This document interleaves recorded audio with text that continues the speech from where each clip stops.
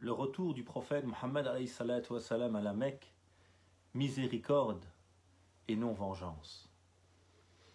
Bismillah ar-Rahman ar-Rahim, alhamdulillah wa salatu wassalam ala rasulillah wa ala alihi wa sahbihi ajma'in. Mes frères et sœurs, que la paix soit sur vous. Assalamu alaikum wa rahmatullahi wa barakatuh. Bienvenue donc à cette rencontre du dimanche où nous nous retrouvons pour méditer sur certains événements ou certains discours de notre prophète bien-aimé alayhi salatu wassalam.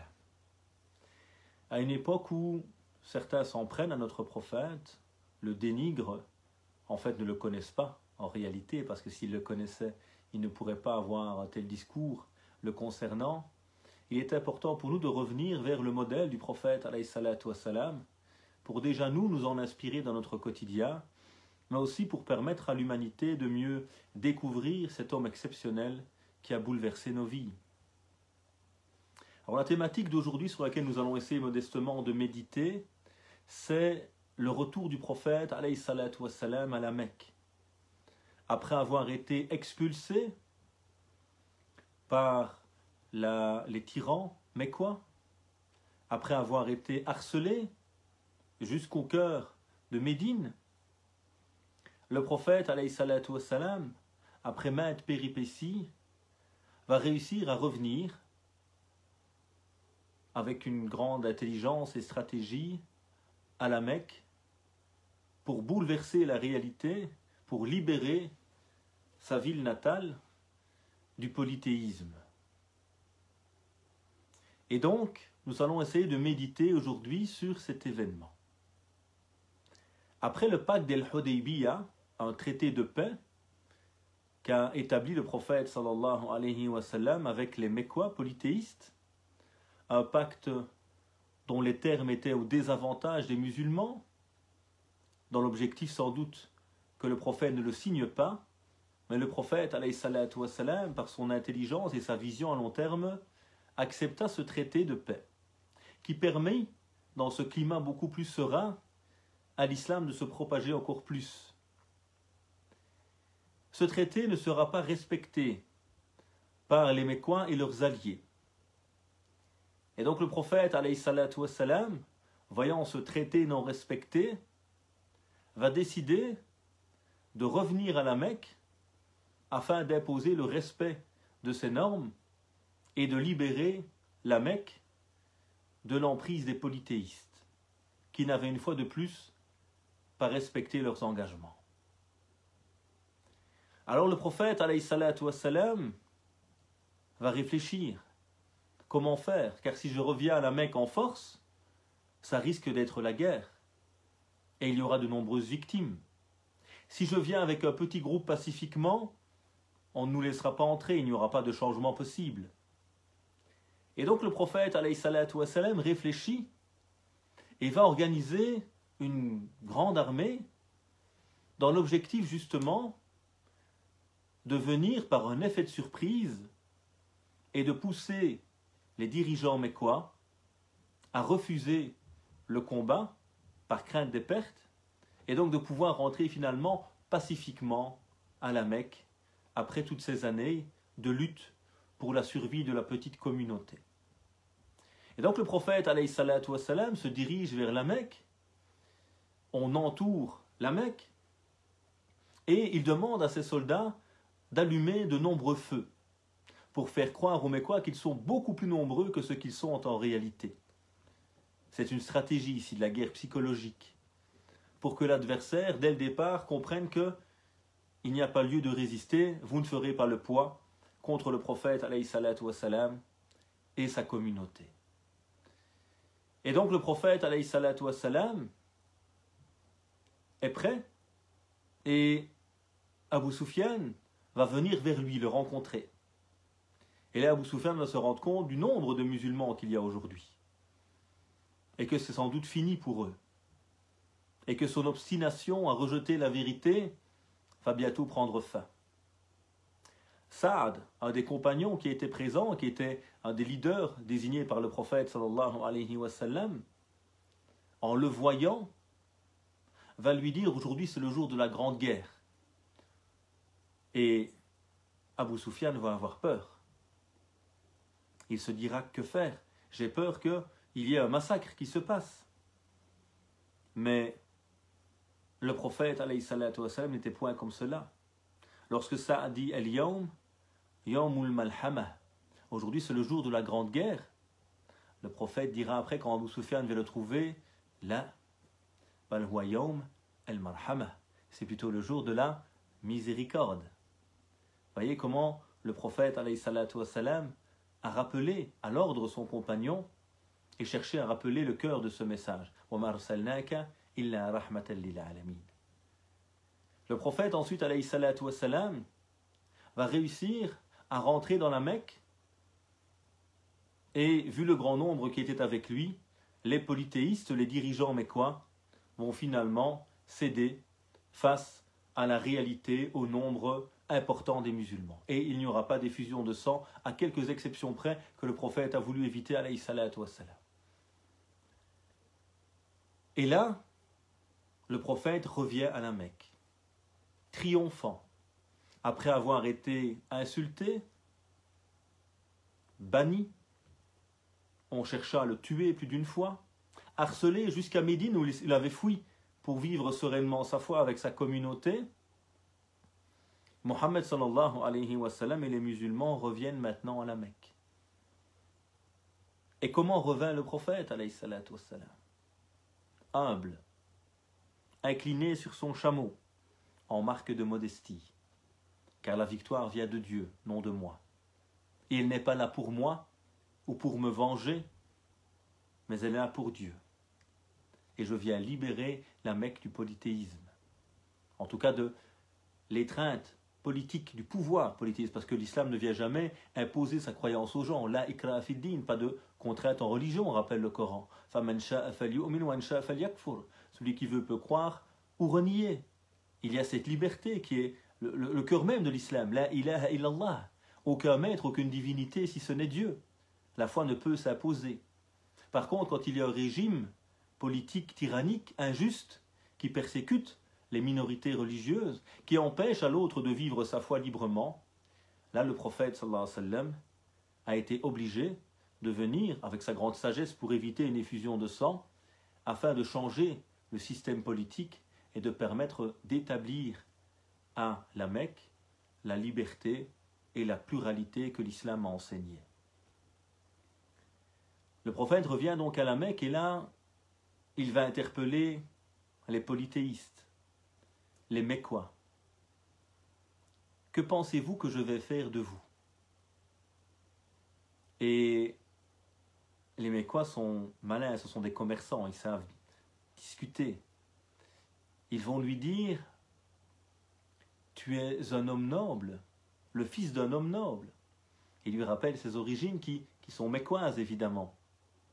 Et le prophète, alayhi salatu wassalam, de leur répéter à ce moment-là un verset de la sourate Youssouf, alayhi salam, du prophète Joseph, lorsqu'il dit à ses frères à la fin du récit, La tathriba alaykum al-yawm. Pas de reproche pour vous aujourd'hui. Yaghfirullahu lakum, que Dieu vous pardonne. Wa huwa arhamur rahimin. Et c'est le plus miséricordieux des miséricordieux. Il pardonna à ces gens qu'il avait insultés, qui avaient expulsé le prophète, sallallahu alayhi wa sallam, qui ont tué son oncle bien-aimé Hamza et de nombreux compagnons, qui l'ont harcelé jusqu'à Médine, plus d'une fois, faisant même le siège de Médine. Et malgré cela, le prophète, alayhi salatu wassalam, rappelle la paix. Quand les musulmans sont de retour à la Mecque, le prophète, alayhi salatu wassalam, veut également rappeler quelque chose d'important. Il demande alors à Bilal, el-Habashi, Bilal qui est cet ancien esclave que l'islam est venu libérer son cœur, libérer sa conscience et le libérer de ses chaînes. Une libération intérieure et extérieure. Et cet homme, qui n'était qu'une marchandise à la Mecque auparavant, avant l'islam, cet homme qui était torturé par son maître, qui lui refusait la liberté de croire à ce qu'il voulait, le prophète, alayhi salatu wassalam, lui demande de monter sur la Kaaba, ce temple sacré. Sacré bien avant l'islam déjà, puisqu'il provient de l'époque abrahamique, et que les polythéistes mécois vénéraient également. Il demande à Bilal, l'ex-esclave, l'Africain, regardé avec déni par les polythéistes mécois, de grimper sur la Kaaba et d'élever l'appel à la prière. Et le prophète, alayhi salatu wassalam, détruira également les statues. Mais cela, il ne le fera qu'après avoir cassé d'abord les statues dans les cœurs des gens. Voilà donc quelques éléments que je voulais rappeler, et les gens vont rentrer en grand nombre dans l'islam à ce moment-là, quand ils vont voir la bonté et le respect de ce prophète, alayhi salatu wassalam. Là, j'ai juste rappelé le cadre historique. Vous pouvez revenir au livre de Sira, de la biographie du prophète, alayhi salatu wassalam. L'idée, c'était juste de rappeler un peu le cadre pour maintenant à nouveau nous arrêter. لَقَدْ كَانَ فِي قِصَصِهِمْ عِبْرَةٌ لِأُولِي الْأَلْبَابِ. Il y a dans leur récit une leçon pour des gens doués d'intelligence. Le Coran nous appelle à méditer, à chercher ce qu'il y a derrière l'apparence du récit, pour en déceler les secrets, les trésors, et chercher surtout nous aujourd'hui, dans notre quotidien en tant que musulmans européens, à vivre à la lumière de cet exemple. Car prétendre suivre le prophète sallallahu alayhi wa sallam, ce n'est pas un conte vestimentaire, ce n'est pas des beaux slogans, c'est une réalité du comportement d'un être attaché à Dieu, libéré par la ilaha illallah, et qui cherche à appliquer le meilleur des comportements en s'inspirant du prophète, alayhi salatu wassalam. Donc on va essayer après le rappel très rapide évidemment de ces quelques événements historiques du retour du prophète sallallahu alayhi wa sallam à la Mecque. On va essayer de s'arrêter maintenant sur ces éléments et de méditer. Premier élément, c'est que le prophète alayhi salatu wassalam n'a jamais quitté la Mecque de bon cœur. Il n'a jamais voulu migrer. Il n'a jamais appelé les musulmans à se marginaliser, à ne pas être dans la société mécoise, à ne pas participer à la société, malgré la persécution des Mécois. Malgré les difficultés, il n'a jamais appelé les musulmans à se marginaliser. Ça ne fait pas partie de la pédagogie prophétique d'appeler les musulmans à vivre dans la marge, à ne pas participer à la société. Il a même été boycotté pendant 3 ans, exclu de la société mécoise. Il a vécu en périphérie, rejeté avec sa communauté. Et malgré cela, il est resté jusqu'au bout, jusqu'au moment où ce n'était plus tenable, plus vivable pour la communauté. Et alors a eu lieu el-Hijra, l'immigration du prophète alayhi salatu wassalam à Médine. Donc on voit ici cet attachement à la terre, au lieu où il vivait. Il aimait ce lieu. Il n'était pas d'accord évidemment avec la gestion des dirigeants polythéistes, qui était injuste, et que le prophète a combattu spirituellement et au niveau sociétal, parce qu'il venait avec un message de réforme au niveau du cœur, mais également au niveau de la société, en libérant les esclaves, en donnant une place à la femme, en rappelant la justice, ce qui n'a pas été apprécié évidemment par les dirigeants de l'époque. Mais il y avait cet amour pour la terre.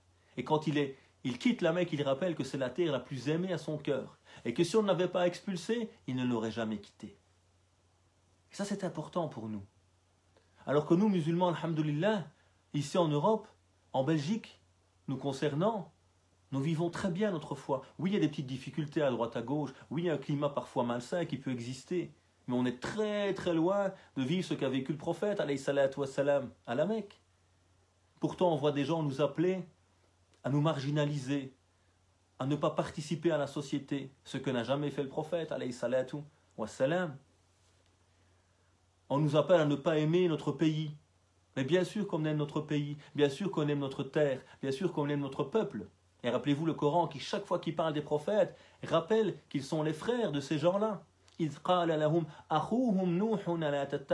Lorsque leur frère Noé dit à son peuple, n'allez-vous pas avoir la conscience de Dieu qui habite vos cœurs?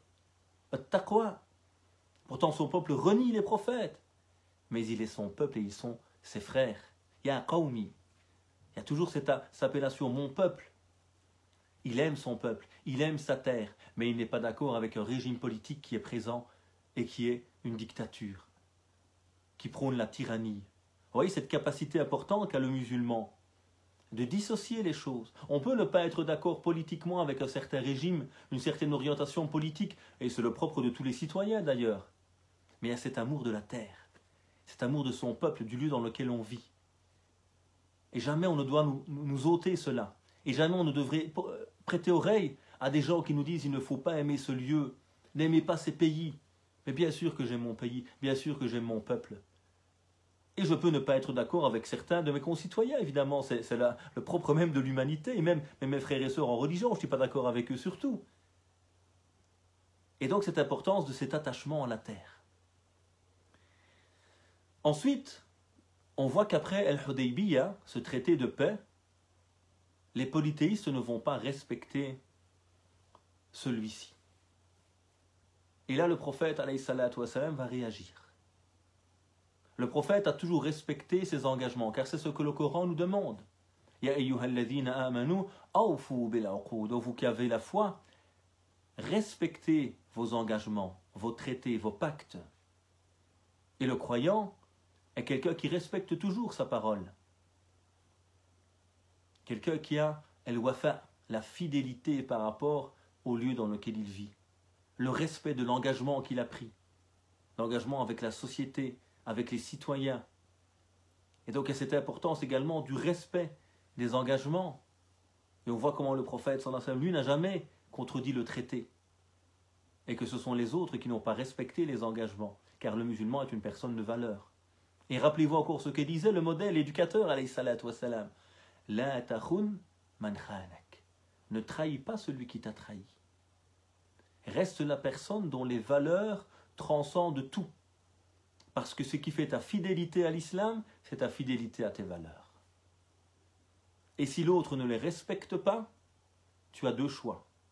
Soit tu deviens comme lui, et tu tombes dans l'erreur, et tu t'es inspiré du mauvais modèle, soit tu es celui qui est attaché ou celle qui est attachée au modèle de l'islam, et qui se rappelle que ma valeur, elle dépasse toute chose. Et que je dois rester fidèle à celle-ci dans toutes les situations. Troisième méditation, on voit comment le prophète, alayhi salatu wassalam, va réfléchir et établir une stratégie pour éviter de faire couler le sang. Il veut changer un régime injuste, qui est le régime des tyrans polythéistes mecquois. Il veut ramener l'unicité de Dieu à la Mecque, libérer les croyants encore persécutés là-bas, permettre aux gens de faire leur choix librement à la Mecque. Mais il ne veut pas faire couler le sang. Mais il sait qu'il n'y a pas d'autre moyen que de venir et de s'imposer, si vous voulez.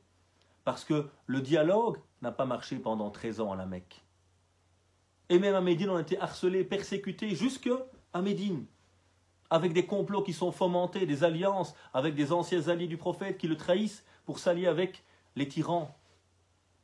Et donc à un moment, il n'a pas de choix que de revenir. Pour imposer la liberté et faire tomber la tyrannie. Maintenant, comment faire?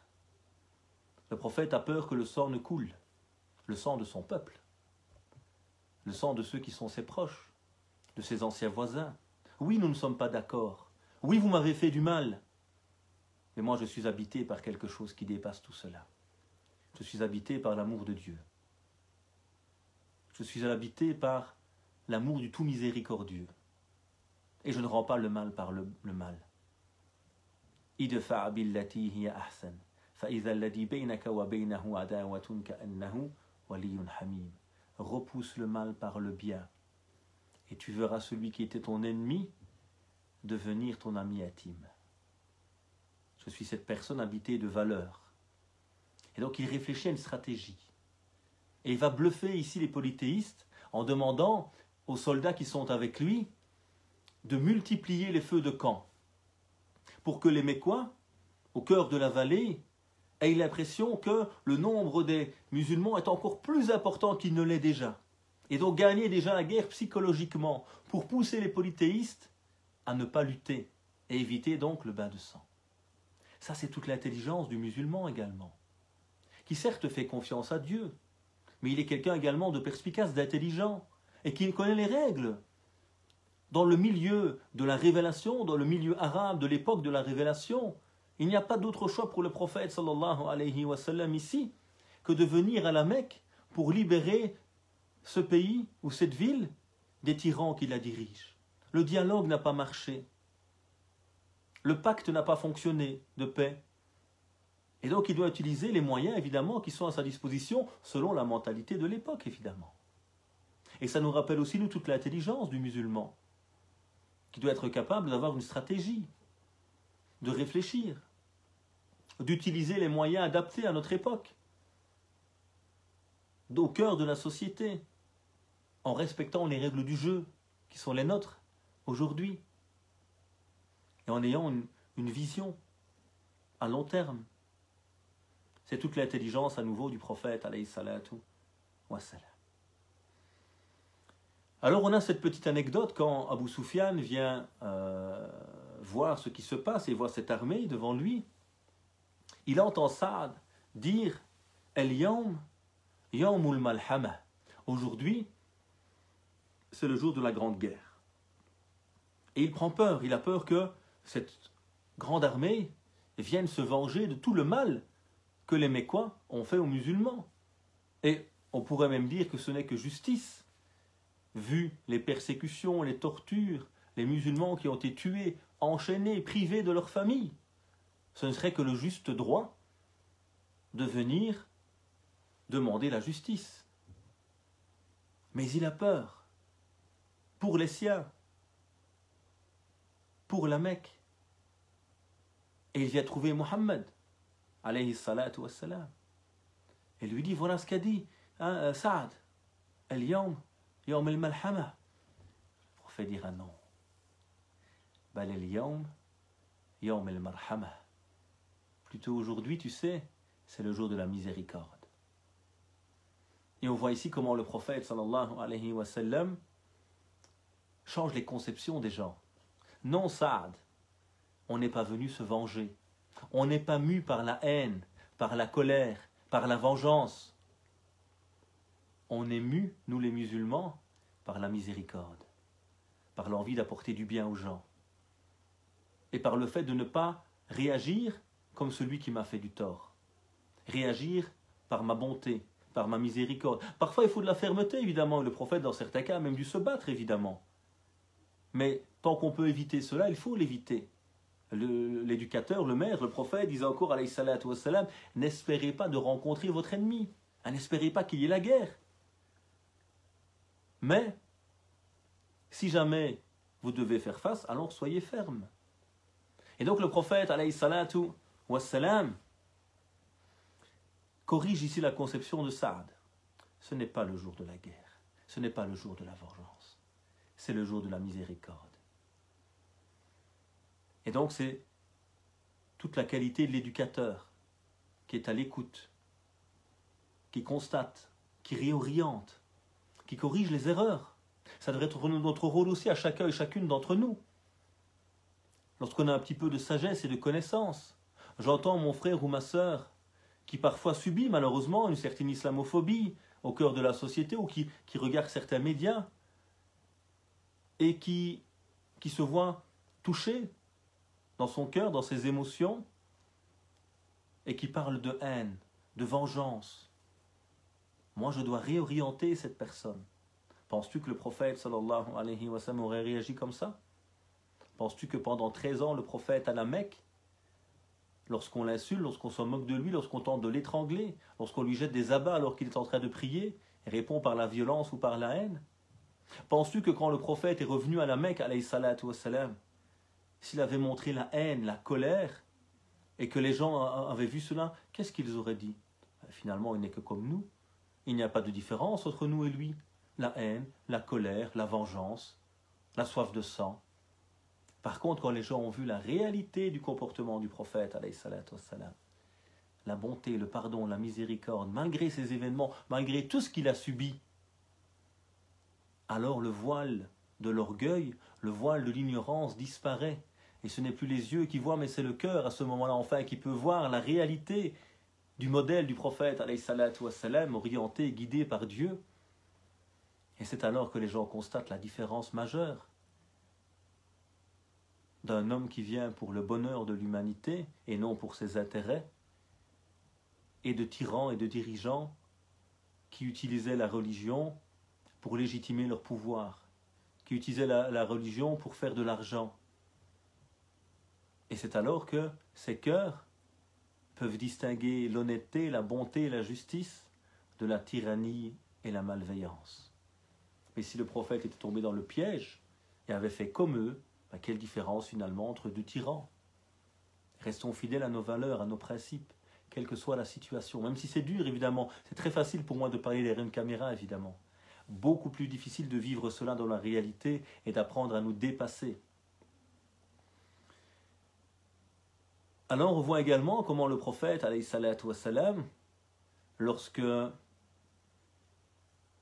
Abu Sufyan vient le trouver, il va dire « Man dakhala dara Abi Sufyan fahuwa amin » Celui qui va rentrer dans la demeure d'Abu Sufyan, il sera protégé. Ça, c'est toute l'intelligence, la psychologie du prophète, alayhi salatu wassalam. Abu Sufyan était un des grands dirigeants, mais quoi? Mais le prophète a perçu en lui cette capacité de changer. Et tout doucement, le voile qui était devant les yeux d'Abu Sufyan est en train de tomber.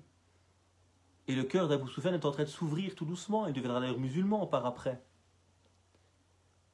Et le prophète, alayhi salatu wassalam,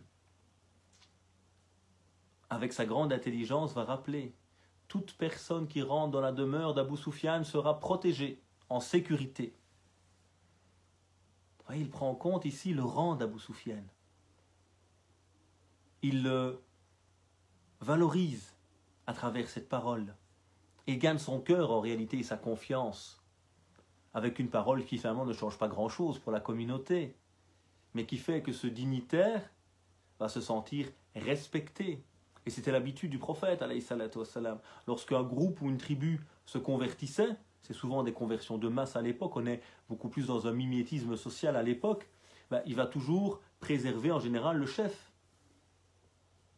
Parce qu'il y a déjà des habitudes tribales derrière, parce qu'il est sans doute choisi pour des raisons particulières. Et donc le prophète avait cette intelligence. Respecter, aborder chacun selon sa place, rappelle-t-il également, alayhi salatu wassalam. Anzilun nas manazilahum. Et donc à ce respect ici du leader, du responsable, avec les protocoles qui étaient présents à l'époque, de respect du dignitaire, pour justement le convaincre, toucher son cœur. Et donc il y a toute cette intelligence à nouveau du prophète, sallallahu alayhi wa sallam. Et c'est important pour nous. On ne vit pas dans un monde de bisous, mais dans une réalité donnée, avec des codes, avec des habitudes. Et donc c'est important de prendre en compte également cette réalité dans notre manière d'interagir. Si le roi me rend visite, c'est pas comme s'il me rendait visite juste mon ami, avec tout le respect que j'ai pour les deux, évidemment. Mais il y a un protocole à suivre, il y a un respect donné à certaines fonctions, à certaines personnalités, en respectant tout le monde, évidemment.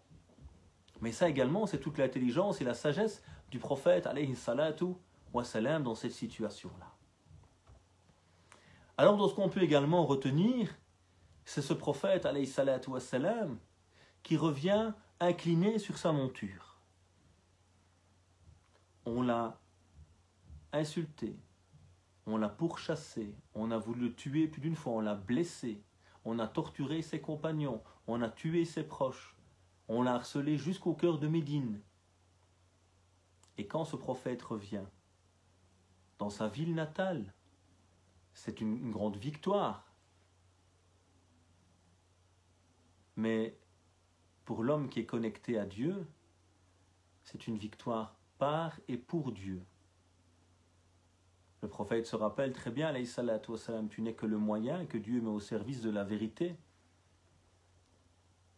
Tu n'es là que pour concrétiser la miséricorde, la justice divine sur terre. Tu n'es point là pour tes intérêts. Et on verra comment le prophète, sallallahu alayhi wa sallam, va quitter ce monde dans le plus grand dénuement. Il n'a jamais voulu être un roi, il le disait lui-même, je ne suis pas un roi. Lorsqu'il voit un homme se prosterner devant lui, il dit, lève-toi, je ne suis que le fils d'une femme qui mangeait de la viande séchée. hein, de la viande bon marché. Je suis quelqu'un de simple. Ne faites pas de ma tombe un lieu d'adoration après ma mort, comme l'ont fait les peuples précédents, rappelait-il. Cette modestie qu'il a toujours accompagnée. Je rentre ce jour de grande victoire, mais je rentre dans la modestie du cœur qui est attaché à Dieu. Beaucoup seraient venus, levant le glaive, criant, heureux de la victoire, et on peut le comprendre, c'est humain évidemment. Mais Mohammed sallallahu alayhi wa sallam est au-dessus de tout cela. Je viens dans une posture où mon cœur, où mon corps plutôt, traduit la posture de mon cœur. Mon cœur, dans cette inclinaison, rappelle comment le cœur est soumis à Dieu, et dans cette modestie, dans la manière de recevoir cette victoire, ce don de Dieu. إِذَا جَاءَ نَصْرُ اللَّهِ وَالْفَتْحِ, lorsque viendra la victoire de Dieu et l'ouverture. L'ouverture de la Mecque, mais aussi l'ouverture des cœurs, évidemment. Et c'est avant tout cela que Mohammed cherche, alayhi salatu wassalam. Rentrer dans la modestie. Rentrer dans les cœurs des gens par un cœur qui est plein de modestie, car un cœur plein d'orgueil ne pourra pas pénétrer le cœur des autres. Et donc il y a cette posture ici qui exprime la modestie du cœur. Quand Mohammed alayhi salatu wassalam revient à la Mecque, maintenant c'est l'occasion de détruire les statues dans et autour de la Kaaba. Et ce qui est très intéressant, c'est de voir que pendant 13 ans à la Mecque, jamais Mohammed alayhi salatu wassalam ne cherchera à les détruire. Il aurait pu faire un commando de compagnons qui venaient la nuit les casser. Mais à quoi sert-il de casser des choses que l'on vénère si on ne change pas les cœurs qui les adorent? Casser les statues n'aurait rien changé. Par contre, ce qu'a fait Mohammed sallallahu alayhi wa sallam dans son message, c'est briser les statues à l'intérieur de nos cœurs. C'est ça le vrai travail. La ilaha illallah. Aucune divinité si ce n'est Dieu. C'est libérer ton cœur des idoles intérieures. Et ensuite, les idoles extérieures, les idoles fabriquées, vont d'elles-mêmes s'autodétruire de toute façon.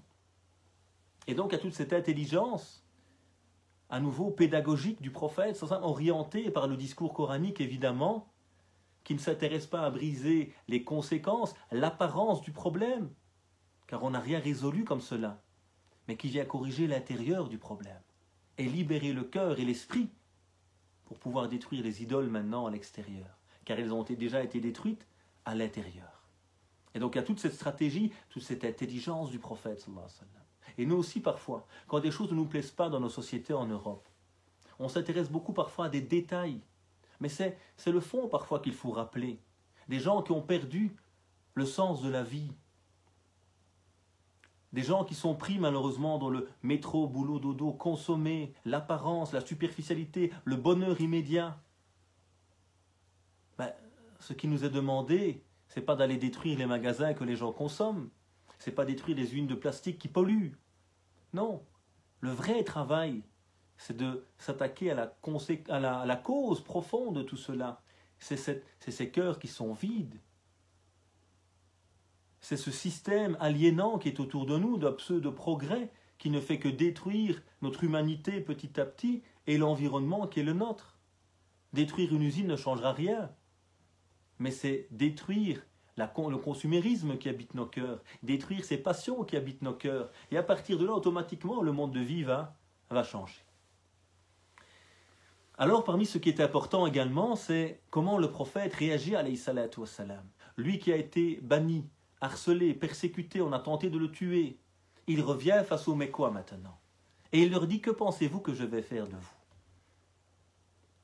Et ce qui est très intéressant à rappeler, c'est que le prophète, sallallahu alayhi wa sallam, l'homme qui est connecté au Coran, évidemment, son comportement, c'était le Coran. Lorsqu'il est à la Mecque et qu'il est banni avec les musulmans pendant 3 ans dans le vallon d'Abu Talib, une sourate lui est révélée, sourate Yusuf, alayhi salam, la sourate de Joseph. Et dans cette sourate, de quoi parle-t-on justement? On parle d'un homme qui est jalousé par ses frères, qui est jeté dans un puits, qui va subir l'injustice, être vendu comme esclave, rentrer en prison alors qu'il n'a rien fait.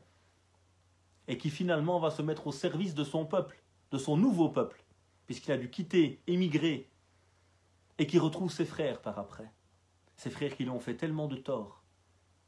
Et comment parle ce prophète Youssouf alayhi salam à ce moment où les musulmans subissent de la part de leurs frères, mais quoi? L'injustice, qui sont jetés dans un trou également. Dans ce vallon d'Abu Talib où ils sont expulsés, qu'ils sont boycottés, qu'ils vont subir une forme de prison, alors qu'ils n'ont rien fait de mal si ce n'est tenir à leurs croyances et à leurs valeurs. Et cette sourate Youssouf qui est révélée au prophète sallallahu alayhi wa sallam à la Mecque, et dans lequel ce verset vient dire La tathriba alaykum al-yawm yaghfirullahu lakum wa huwa arhamur rahimin. Pas de reproche, pas d'opprobre pour vous aujourd'hui. Youssouf dit-il à ses frères, je ne vous fais pas de reproche. Yaghfirullahu lakum, que Dieu vous pardonne. C'est entre vous et Dieu finalement. Moi je vous pardonne. J'ai déjà pardonné. Et que Dieu, le miséricordieux, vous fasse pardon, miséricorde, parce qu'il est le plus miséricordieux des miséricordieux, le plus empli d'amour. Et c'est exactement ce verset que choisit le prophète, alayhi salatu wassalam, lui qui l'a reçu alors qu'il était dans cette situation difficile à la Mecque. Il revient aujourd'hui, il est face à ses frères, mais quoi? Qui lui ont fait du tort, qui l'ont jalousé, qui ont voulu se débarrasser de lui également. Et là, le verset fait tilt, parce qu'il y a ce cœur qui est connecté à la parole de Dieu. Et il rappelle ce verset. Pas d'opprobre, pas de remarque pour vous aujourd'hui. Que Dieu vous pardonne. Il est le plus rayonnant d'amour, le plus miséricordieux des miséricordieux. Vous voyez ce lien au Coran qui nous marque, qui nous habite, qui nous rappelle les moments difficiles que l'on passe parfois, qui nous rappelle les moments de victoire, également de succès, dans la modestie de la présence avec Dieu. Dans la capacité de maîtriser tes instincts, tes passions, ta colère, parce que tu es habité par Ar-Rahman, par le tout miséricordieux. Et ça également, c'est ce que nous rappelle ce retour du prophète, alayhi salatu wassalam, à la Mecque. Alors n'oubliez pas que s'il y a des questions, vous pouvez les poser dès maintenant, Inch'Allah. On essaiera d'y répondre rapidement. Des questions sur le thème, évidemment, sur le cheminement, après les dernières méditations. Alors, il y a également Bilal, radiallahu anhu, ce grand compagnon, Bilal, l'Abissa, que certains appelaient Sayyiduna Bilal, notre maître Bilal. Tu n'es plus l'esclave. Tu es un maître. Et ce qui t'a libéré alors que tu étais encore esclave, tu avais encore des chaînes à tes bras, ton cœur était déjà libre. Parce qu'il a été habité par la foi. Même si à l'extérieur, même si ta réalité physique, économique ou autre est noire, troublée, si ton cœur est libéré, alors tu es dans la clarté de Nour, de la lumière que Dieu met dans ton cœur. Bilal était l'esclave, il est aujourd'hui le maître. Et le prophète sallallahu alayhi wa sallam va même demander à Bilal de faire l'adhan sur la Kaaba. Vous voyez comment le prophète est venu bouleverser les gens. Il a bouleversé le polythéisme, détruisant les statues. Mais il n'a pas fait que cela. Il a libéré la croyance des gens, mais également bouleversé leur conception du monde. Toi, Bilal, l'ancien esclave, toi, l'Africain, qui est parfois vu de manière négative par les Arabes qui se pensaient supérieurs à l'Africain, toi, Bilal, tu vas grimper sur la Kaaba. Et devant tout le monde, tu vas lever l'appel à la prière. Cet appel à Dieu. L'image, le symbole est fondamental.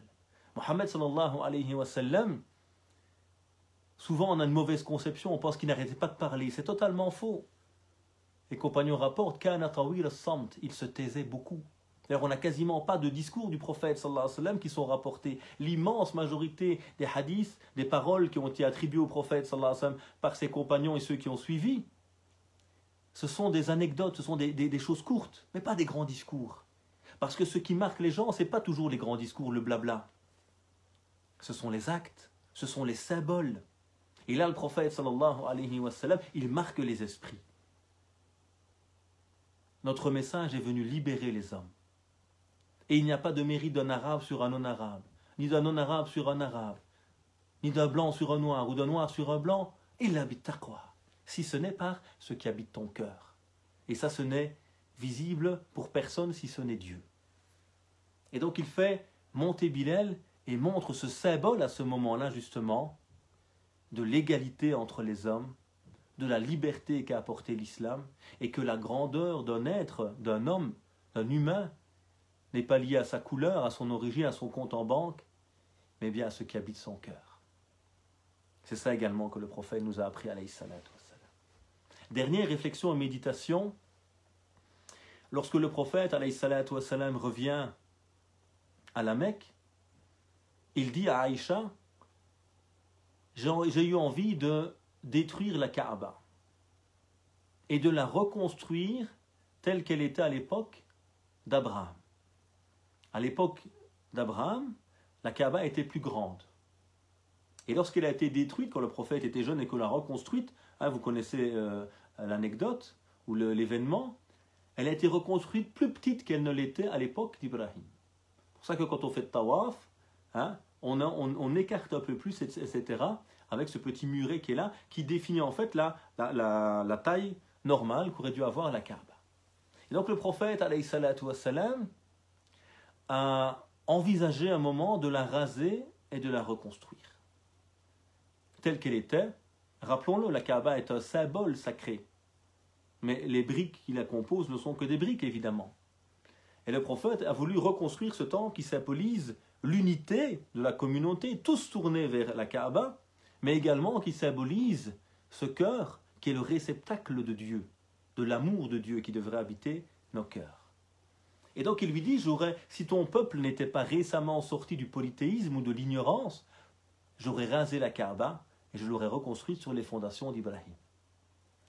Et là le prophète, alayhi salatu wassalam, à nouveau, cet homme d'une grande intelligence, a cette capacité de réfléchir aux conséquences de ses actes. Ce qu'on appelle fiqhul ma'alat, la connaissance des conséquences des œuvres. Vers quoi cet acte va mener, à quoi cet acte va conduire. Et donc, reconstruire la Kaaba en elle-même, c'était une bonne chose. Mais il avait peur de perturber des gens qui venaient à peine d'entrer dans la foi et qui avaient une attache sentimentale forte à ce lieu qu'est la Kaaba, ce temple. Et donc, il ne va pas reconstruire la Kaaba de peur de perturber des gens qui venaient à peine d'arriver dans la communauté. Des gens dont les cœurs venaient à peine d'être touchés, qui étaient encore fragiles. Et ça, c'est toute l'intelligence à nouveau du prophète, alayhi salatu wassalam, qui, lorsqu'il prend une décision, ne réfléchit pas qu'à l'acte lui-même, mais aux conséquences auxquelles ça peut mener. Et ça, à nouveau, c'est toute l'intelligence. Un acte peut être bien en lui-même, comme le fait de reconstruire la Kaaba, ce temple sacré, mais si ses conséquences sont négatives, c'est-à-dire si le mal que ça engendre est plus grand que le bien, alors il vaut mieux ne pas le faire. Ça, c'est toute l'intelligence du prophète, alayhi salatu wassalam. Et nous aussi, c'est important parfois de réfléchir à ce genre d'éléments. Je peux, dans la société là, qui est la mienne aujourd'hui, me dire, ça c'est un acte de bien. Mais attention, peut-être qu'en le faisant, je vais créer plus de mal que de bien. Je veux distribuer des Corans. C'est très bien de distribuer des Corans, évidemment. Mais je sais qu'aujourd'hui, le climat n'est pas sain. Et que si je vais à la gare du Midi à Bruxelles distribuer des Corans à tout le monde, on va commencer à me filmer, on va mettre ça dans les médias, et demain, on va faire tout un scénario négatif sur l'islamisation de la société. Alors évidemment, ce n'est pas logique, ce n'est pas juste, et ça ne va pas nous empêcher d'agir dans certains cas, mais si je sais que l'impact de ce que j'ai fait sera plus négatif que positif, ben je change de manière de faire. Parce que je me rends compte des conséquences parfois des actes qui sont les miens. Et donc ça, c'est toute l'intelligence du musulman également, qui a cette capacité à un moment de prendre en compte les événements ou les conséquences. Donc le prophète n'a pas reconstruit la Kaaba afin de ne pas perturber ces gens qui venaient à peine d'entrer dans l'islam. Et ça nous rappelle aussi à nous, quand on oriente un jeune qui vient de revenir à l'islam, un converti qui vient d'entrer dans l'islam, de ne pas perturber ces personnes par toutes ces questions subsidiaires que l'on a secondaires, qui sont très présentes sur le net. Laissez les gens venir vers la foi. Ne les perturbons pas. Laissons-les se construire sainement et rester vers l'essentiel. Voilà donc ces quelques méditations que je voulais partager avec vous sur cet événement qui est Fathu Mecca, l'ouverture de la Mecque, qui est avant tout l'ouverture des cœurs, la libération d'un peuple de la tyrannie des despotes, afin de libérer les gens et leur permettre de vivre finalement leur foi librement et de libérer les cœurs et les esprits de l'idolâtrie. En résumé, peut-être 3 éléments, c'est des questions, n'hésitez pas à nouveau à les poser maintenant. S'il n'y en a pas, tant mieux, on clôturera alors Inch'Allah Ta'ala. Première leçon, premier élément peut-être à se rappeler, c'est comment à nouveau le prophète sallallahu alayhi wa sallam est cet exemple de la miséricorde divine. On l'a pourchassé, on l'a insulté, on a voulu sa mort, on l'a harcelé, et malgré ça, quand il est en position de force, il pardonne. Il rappelle que c'est le jour de la miséricorde et non le jour du châtiment ou le jour de la vengeance. Et il pardonne à ses frères mécois, en rappelant le verset de Sourate Yusuf. La force du croyant, c'est la miséricorde qui l'habite. Et on voit réellement ce qui habite ton cœur quand tu es en position de force. Est-ce que tu vas réellement rester fidèle à tes valeurs, ou être pris par l'ivresse du succès et t'imposer par la force? Deuxième élément, deuxième rappel important, c'est comment le prophète, alayhi salatu wassalam, lorsqu'il revient à la Mecque, revient dans une posture qui reflète la modestie de son cœur. Il est incliné. Il est quelqu'un qui est dans le rappel de Dieu en permanence. Même dans la victoire, même quand je reviens dans le lieu qui était le plus cher à mon cœur et que je fais tomber la tyrannie mécoise, je me rappelle que je suis là par Dieu et pour Dieu. Troisième élément, c'est cette intelligence du prophète sallallahu alayhi wa sallam dans sa manière d'interagir et de prendre en compte la réalité des gens ou de la situation. Il vient et il va faire multiplier les feux autour de la Mecque pour penser qu'ils sont plus nombreux. Il va, en entrant à la Mecque, dire celui qui rentre chez Abu Sufyan, il sera en sécurité. Il ne va pas reconstruire la Kaaba, malgré qu'il le voulait, pour ne pas perturber les gens qui venaient d'entrer. Cette intelligence du prophète, sallallahu alayhi wa sallam, cette connaissance des cœurs. Et qu'un acte de bien, s'il te perturbe, il n'est plus un acte de bien. 3 éléments donc, que je voulais modestement encore vous rappeler en conclusion de cette modeste intervention. Puisse Dieu exalté soit-il nous permettre de nous rapprocher du prophète, alayhi salatu wassalam, de profiter de sa vie, de son exemple au quotidien, pour être ces acteurs de la miséricorde, tout comme il le fut, pour être ces acteurs de la réforme et du changement, pour être à côté des faibles, pour être à côté de ceux qui luttent contre la tyrannie, pour être à côté de ceux qui luttent pour la justice, pour la préservation de notre humanité, pour la préservation de notre environnement. Oh mon Dieu, permets-nous de nous guider vers ton amour, l'amour de ceux que tu aimes, ainsi que les voies de ton amour. Oh mon Dieu, purifie nos âmes, tu es certes le meilleur des purificateurs. Oh mon Dieu, fais miséricorde à ceux qui nous ont quittés, préserve ceux qui sont toujours parmi nous, préserve-nous de toute maladie, éloigne de nous cette pandémie. Permets-nous de bien éduquer nos enfants, de chacun et chacune d'entre nous, de cheminer dignement pour nous rapprocher de toi et être au service de l'humanité.